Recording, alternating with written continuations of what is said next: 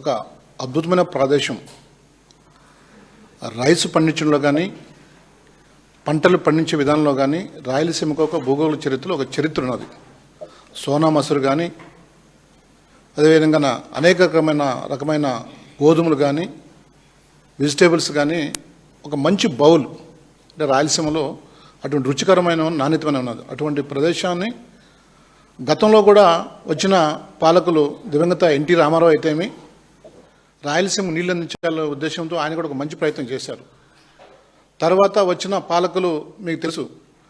అదేవిధంగా 2004-9 మధ్యలో దివంగత నేత స్వర్గీయ రాజశేఖర రెడ్డి గారు రాయలసీమకు నీళ్ళు అందించాలనే ఉద్దేశంతో ఆనాటిలో పోతిరెడ్డిపాడు హెడ్ రెగ్యులేటర్ని స్టార్ట్ చేసి మొత్తం శ్రీరామ ప్రాజెక్టు నుంచి గాలేరి నగరి, హంద్రి నివన, అదేవిధంగా నెల్లూరు, ప్రకాశం, కర్నూలు, అనంతపురం ద్వారా అదేవిధంగా తమిళనాడు కూడా నీళ్ళు అందించే తాగునీరు అందించే కార్యక్రమం కూడా చేపట్టాడు. ఒక యుద్ధ ప్రాతిపదికగా సక్సెస్ రూపం నడిపించింది. రాయలసీమను సక్సెస్ రూపంలో చేసిన ఘనత ఆనాటి దివంగత నేత డాక్టర్ వైఎస్ రాజశేఖర రెడ్డి గారు. తర్వాత వచ్చిన పాలకులు రాయలసీమను చిన్న చూపు చూస్తూ, నువ్వు రాయలసీమలో పుట్టిన వ్యక్తి చంద్రబాబు నాయుడు, కనీసం రాయలసీమకు న్యాయం చేయపోగా అడుగడున ద్రోహం, మోసం చేశాం. తన వ్యక్తిగత ప్రయోజనాల కోసం, తన ఆర్థిక ప్రయోజనాల కోసం రాయలసీమను తన చేతులతో మరణ శాసనం చేసిన వ్యక్తి గనుడు చంద్రబాబు నాయుడు. దానికి ఉదాహరణకే మన ఇటీవల జరిగిన 3వ తేదీ 1/2006 తెలంగాణ అసెంబ్లీలో స్వయంగా అక్కడ రాష్ట్ర ముఖ్యమంత్రి రేవంత్ రెడ్డి చాలా క్లియర్ చెప్పాడు.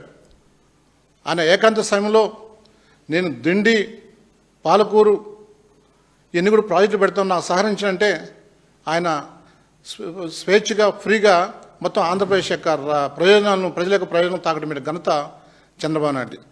ఇటువంటి వ్యక్తి ఆంధ్రప్రదేశ్ను పరిపాలించే అర్హత ఉంది అనేది కూడా ఈ రాష్ట్ర ప్రజలు గమనించాలి. ఈరోజు మనం చూస్తున్నాం, ఈరోజు మొత్తం టోటల్గా తన వ్యక్తిగత ప్రయోజనాల కోసము, తన ఆర్థిక ప్రయోజనాల కోసం తన ప్రాంతాన్ని, రాష్ట్రాన్ని తాకట్టు పెట్టిన గనుడు ఆయన. ఆయన ఆశామాషకు మనం చూడకూడదు, వినకూడదు. తెలంగాణ సీఎం రేవంత్ చంద్రబాబు చేతులు కలిపి రాష్ట్రానికి రాయలసీమ మరణ శాసనం రాష్ట్రంతో పాటు రాయలసీమ ప్రాంతానికి వెన్నుపోడ్చిన గనుడు చంద్రబాబు నాయుడు గారు. ఈరోజు తెలంగాణ సీఎం రేవంత్ రెడ్డితో రహస్య మంత్రాలు జరిపి ఆయనకు ఏదైతే మన రాయలసీమ రావాల్సిన ఈ వాటర్ సమస్య ఏదైతే ఉన్నాయో టోటల్గా ఆయనతో మొత్తం తాకట్టు పెట్టి రాయలసీమ ప్రజల యొక్క ఆత్మఘోష పడేటట్టు చేశాడు. ఇటువంటి వ్యక్తిని ఆంధ్రప్రదేశ్లో ఏమని పిలవాలా, ఏమని మనం ఆలోచించుకోవాలి, ఏ విధంగా అతను టార్గెట్ చేయాలో ఒకసారి మనం అందరూ కూడా ఆలోచించాల్సిన పరిస్థితి ఉంది. ఈరోజు మనం చూస్తున్నాం, చంద్రబాబు నాయుడు గతంలో కూడా మన రాష్ట్రానికి ఆలమట్టి రూపంలో ఒక శాపంలా మారింది. ఈరోజు కేంద్రం కట్టాల్సిన ఏదైతే పోలవరం ప్రాజెక్టు ఉందో తన కమిషన్ కోసం తన చేతికి తీసుకున్నాడు. ప్రత్యేక హోదాను తాకట్టు పెట్టినాడు. తాకట్టు పెట్టి పోలవరం యొక్క ప్రాజెక్టును కేంద్రం నేను కడతాను ముందుకొచ్చినా లేదు మాకే ఇవ్వండి అని చెప్పి కమిషన్ కోసం, దాంతోపాటు ప్రత్యేక హోదా అడగకుండా ఉండేదానికి కేంద్ర ప్రభుత్వం ఇచ్చిన ఏదైతే వార్నింగ్ ఇచ్చి దాన్ని దృష్టిలో పెట్టుకొని నాకెందుకు తలకాయని చెప్పి నా కమిషన్లు చాలు అనే ఉద్దేశంతో చేసిన గనుడు ఈ రాష్ట్ర ముఖ్యమంత్రి చంద్రబాబు నాయుడు. మీరు అదేవిధంగా రాయలసీమ, శ్రీశైలం నుంచి రాయలసీమకు, నెల్లూరు జిల్లాకు, చెన్నై తాగునీటి అవసరాలకు నీళ్లు తీసుకుని ఏర్పాటు చేసిన పోతిరెడ్డిపాడు హెడ్ రెగ్యులేటర్ నుంచి 880 అడుగులు ఎత్తులో ఏర్పాటు చేశారు. 880 అడుగు కన్నా ఎక్కువ ఉంటే పోతిరెడ్డిపాడు నుంచి నీళ్లు వచ్చేదానికి ఆస్కారం ఎక్కువ ఉంటుంది. ఎక్కువ ఉన్న ప్రభుత్వం డిజైన్ 44,000 క్యూసెక్ల నీటిని తీసుకోవడానికి వీలుంటుంది. కానీ 850 అడుగులు ఉంటే 7,000 క్యూసెక్లు, 841 అడుగులు ఉంటే కేవలం 2,000 క్యూసెక్లు మాత్రమే తీసుకునే పరిస్థితి ఉంది. పోతిరెడ్డిపాడు దాదాపు 101 టీఎంసీ నీళ్లు ఉంటే కనీసం ఈ ఏడాది ఆ నీటిని కూడా తీసుకునే యొక్క పరిస్థితి కూడా ఆంధ్రప్రదేశ్కి లేకుండా అంటే ఎంత మాత్రము ఈ ఆంధ్రప్రదేశ్ యొక్క ప్రజలు తాకట్టు పెట్టాడో ఒకసారి కూడా అంత అర్థం చేసుకున్న పరిస్థితి మనం గమనించాల్సి ఉంది. ఈరోజు 2004-05 సంవత్సరం తీసుకుంటే దాదాపు 56 టీఎంసీలు, 2006-05 తీసుకుంటే 70 టీఎంసీలు, ఈ విధంగా 2009 కానీ 10 తీసుకున్నా 60 టీఎంసీలు మాత్రమే పోతిరెడ్డిపాడు పరిమితమైంది. 2013 నుంచి 19-20 వరకు కేవలం 170 టీఎంస్ మాత్రమే నీటిని తీసుకోగలరు తప్ప, అంటే దాదాపు 2 దశాబ్దాలు మొత్తం టోటల్గా ఈ యొక్క ఆంధ్రప్రదేశ్, ఈ రాయలసీమ మొత్తం టోటల్గా నీటి కొరత ఎదుర్కొంటున్నది. అంటే కేవలం 2 సంవత్సరాలు మాత్రమే అంతో ఇంతో కాస్త నీటిని తీసుకునే పరిస్థితి చేసింది ఇది చేసిన పాలకుల పుణ్యం అని చెప్పేసి. అంటే దీన్ని బట్టి చూస్తే రాష్ట్రానికి సంబంధించిన పరిస్థితులు ఒక దగ్గర ఈ విధంగా ఉంటే, తెలంగాణ సంబంధించిన రాష్ట్రంలో మరోవైపు తెలంగాణ రాష్ట్రం 780 అడుగుల నుంచి విద్యుత్ ఉత్పత్తి ద్వారా నీటిని కిందికి వదిలేస్తూ ఉంటే, అంతేకాదు శ్రీశైలం నుంచి 800 అడుగుల నుంచి నీళ్లు ఎత్తిపోసుకుని తెలంగాణ రాష్ట్రం పలు ప్రాజెక్టులు చేపట్టింది. కనీసం అప్పుడు పాలమూరు, రంగారెడ్డి సహా అనేక ప్రాజెక్టుల ద్వారా అప్పుడు ముఖ్యమంత్రి కేసీఆర్ తన ప్రాజెక్టులు పెద్ద ఎత్తున నీటిని తీసుకునేందుకు వేగంగా అడుగులు వేస్తుంటే, 2015-16 సంవత్సరం శ్రీశైలం ప్రాజెక్టు నుంచి 2 టీఎంసీ చొప్పున 60 రోజుల్లో 120 టీఎంసీలు నీటిని తరలించుకు తెలంగాణ ప్రభుత్వం కేసీఆర్ పాలమూరు, రంగారెడ్డి ద్వారా రోజుకు 1.2 టీఎంసీ నుండి దిండి ప్రాజెక్టు నుంచి దాదాపు నిర్మాణం కేసీఆర్ ముందుకు తీసుకుంటే, ఆ రోజు అధికారంలో తెలుగుదేశం నోరుగాడ ఎత్తకుండా తన ఓటుకు నోటు కోసం భయపడి మొత్తం టోటలకున్నది. ఓటుకు నోటు కేసులో ఎక్కడ తను ఎక్కడ అరెస్ట్ బాబాతుందో, ఎక్కడ తన యొక్క డిఫేమ్ అవుతాడని చెప్పేసి 10 ఏళ్ళున్న యొక్క రాజధాని వదులుకొని మూటాములు చదువుకొని కరకట్ట కొంపలు నివసించే పరిస్థితికి వచ్చాడంటే, ఆయన వ్యక్తిగత ప్రయోజనాల కోసం, ఆ వ్యక్తిగత ఆర్థిక ప్రయోజనాల కోసం రాయలసీమను తాకట్టు పెట్టే పరిస్థితి ఈరోజు చంద్రబాబు నాయుడు చేస్తున్నాడని కూడా గమనించాల్సిన అవసరం ఎంతైనా ఉంది. ఈరోజు అంతేకాదు, మేము ఒకటే అడుగుతున్నాం ఇరిగేషన్ మినిస్టర్ను, కూటమి ప్రభుత్వాన్ని. రేవంత్ రెడ్డి గారు అసెంబ్లీలో మాట్లాడిన ఏదైతే ఉందో, రేవంత్ రెడ్డి ఏదైతే మాట్లాడాడో ఆ మాటకు నీటి శాఖ మంత్రి, ఇరిగేషన్ శాఖ మంత్రి, కూటమి ప్రభుత్వం పెద్దలు దానికి సమాధానం చెప్పగలరా? ఈ రాష్ట్ర ప్రజలకు సమాధానం చెప్పగలరా? ఇది రాయలసీమకు ద్రోహం కాదా? రాయలసీమ ప్రజలను శోధన మీకు పట్టడం లేదా? రాయలసీమ ప్రజలు వాళ్ళు మనుషులు కాదా? మీరు ఎందుకు ఈ విధంగా చీటింగ్ చేశారని చెప్పేసి మేము సూటిగా సుత్తి లేకుండా చంద్రబాబు నాయుడు గారిని కూటమి పెద్దలను అడుగుతున్నాం. ఇది మీరు ధైర్యం ఉందా మీరు చెప్పే సమాధానం? రేవంత్ రెడ్డి మీ సహచరుడు, మీ శిష్యుడు, తన వ్యక్తిగత ప్రయోజనం కాపాడేందుకు ఆంధ్రప్రదేశ్ యొక్క నీటి యొక్క నిల్వలను రాయలసీమ ఎన్నుముకమైన పోతిరెడ్డి రెగ్యులేటరీ వాటర్ను, ఆ నీళ్ళ ప్రాజెక్టును, లిఫ్ట్ ఇరిగేషన్, ఎత్తిపోతల పథకాన్ని మీరు ఎంతవరకు వాళ్ళకు తాకట్టు పెట్టడానికి ఇది నిజమేనా? దీనికి మీరు సమాధానం చెప్పగలరని కూడా మిమ్మల్ని మేము అడుగుతున్నాం. ఈరోజు అదే టైంలో ఆనాటి ప్రతిపక్ష నాయకుడు, మా నాయకుడు జగన్మోహన్ రెడ్డి గారు 2016లో జలదీక్ష అనే పేరుతో కర్నూలులో దిండి పాలమూరు ప్రాజెక్టు ఆపాలా, అక్కడ వ్యక్తులు మా నీళ్ళు అనవసరంగా వాడుకుంటున్నారు, దొంగలు ఇస్తున్నారు, నీళ్ళు ఎక్కువ వాడుకున్నారు, దానివల్ల రాయలసీమ మొత్తం టోటల్గా కరువు పరిస్థితిని ఎదుర్కొంటుంది, పంటలు పండువు, చాలా రాయలసీమ ప్రజలు వలసపోయే పరిస్థితి ఉండాది అని ఆ రోజు ఆయన ధర్నా చేశాడు. దాదాపు 3 రోజులు ధర్నా చేస్తే కేంద్రానికి ఇమ్మీడియట్గా మెలకు వచ్చింది, వాళ్ళు అలర్ట్ అయినారు, ఇది చేస్తే తప్పు అని చెప్పేసి కూడా ఆ రోజు చురకలంచే కార్యక్రమం కూడా ఆ రోజు చేశారు. కానీ ఆ రోజు అధికారంలో ఉన్న చంద్రబాబు నాయుడు కనీసం నోరు కూడా మెదపలేదు, ఒక్క మాట కూడా మాట్లాడలేదు.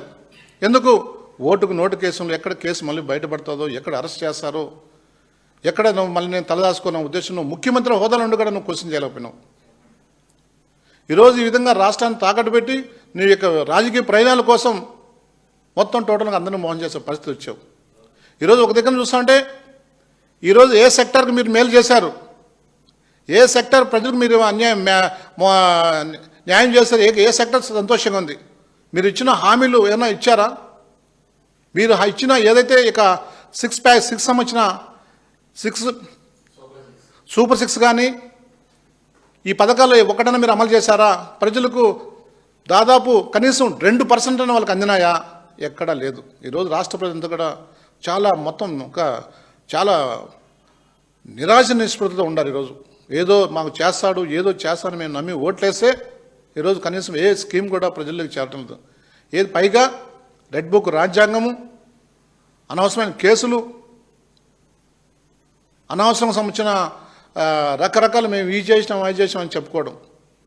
ఈరోజు భోగాపురం ఎయిర్పోర్ట్ కాడ ఎవరిదంటే ఘనత 100కి 100 పాళ్ళు వైఎస్ జగన్మోహన్ రెడ్డి గారిది.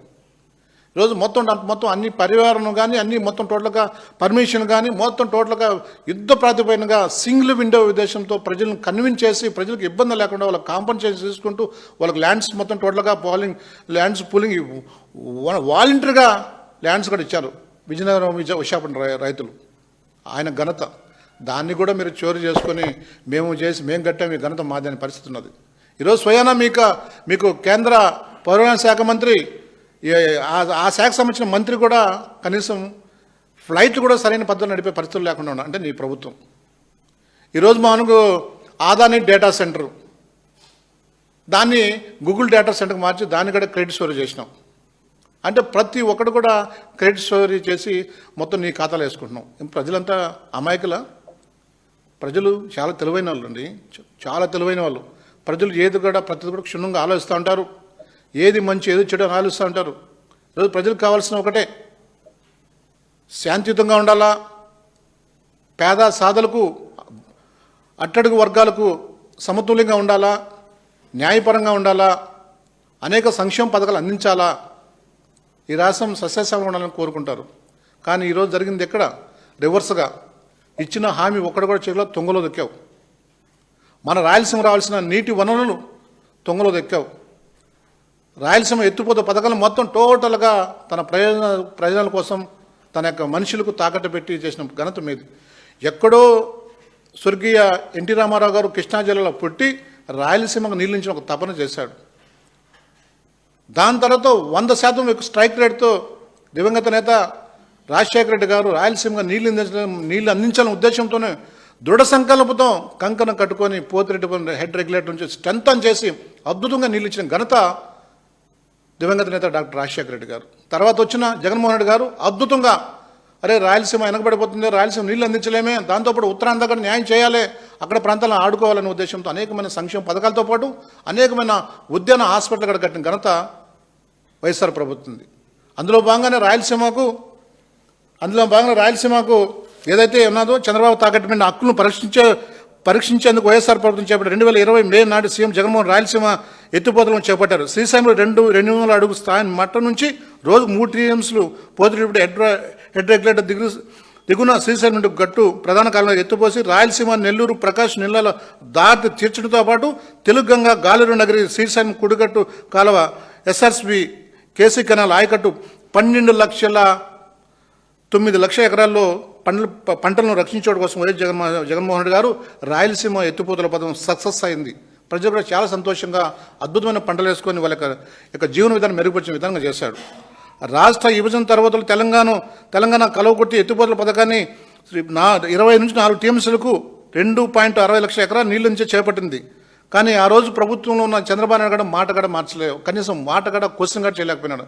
ఎందుకంటే ఆయనకున్న రకరకాల ఓటుకు నోటైతేమి, తన వ్యక్తిగత ప్రయోజనాలు అయితేమి, వ్యక్తిగత ఆర్థిక ప్రయోజనాలు అన్నీ కూడా తనకి దృష్టిలో పెట్టుకొని రాష్ట్రాన్ని, రాయలసీమని మొత్తం తాకట్టు పెట్టే ప్రయత్నిస్తాడు.